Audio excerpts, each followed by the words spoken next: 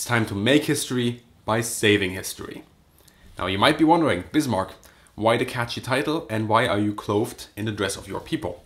Well, the dress is here so you actually pay attention, and the catchy title is because I want to draw your attention to a really interesting and important project that is currently developing.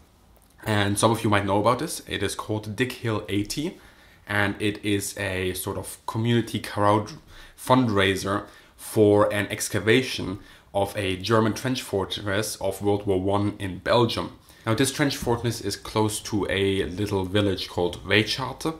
I hope I pronounced that correctly. And to give you a geographical reference, it is fairly close to Ypres, where a lot of fighting, of course, went on during World War I.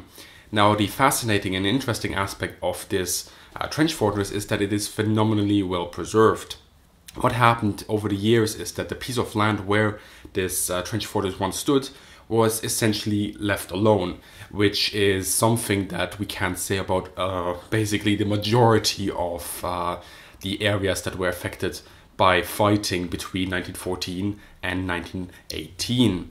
Now, to give you a little bit of a history of what happened so far, there has in fact already been a small preliminary excavation in this area, and they found that this site not only has not been touched by man, but it was also remarkably well preserved over the near 100 years, or even more than 100 years by now, where it has been left alone. So there's a lot of hidden secrets there, and there's also the potential of finding a lot of missing soldiers, the remains of missing soldiers, both from the Allied and the German side. I believe mainly German and British soldiers, but there might also be perhaps some Belgian or French soldiers lying in between.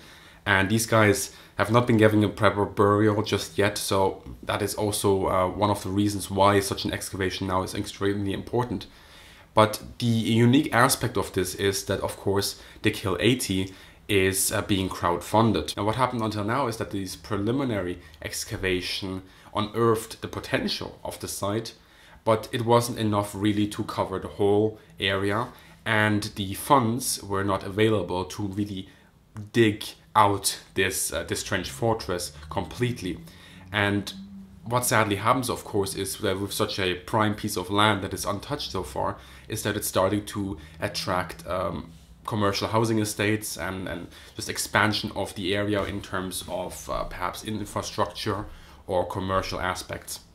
And if that happens, the site will be disturbed and we will no longer be able to unearth its secrets in the way that we could do now. Now, down in the description below, you will find a link to their Kickstarter page, and there you'll find a lot more information that I just gave you. You'll find a breakdown of the costs and the risks.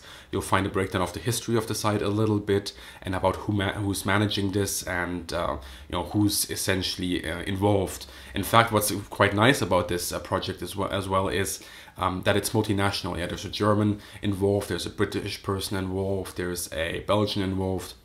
And this really goes to show how far we've progressed since that fateful time in 1914, 1918, where we couldn't do anything else but smash our heads in. But if you visit that Kickstarter site, I would strongly support you to consider supporting them as well. Now, they will take any kind of support you can give them. If you can only give them $1 or $5 or something like that. Christmas is around the corner. Of course, everybody's tight from money-wise at the moment.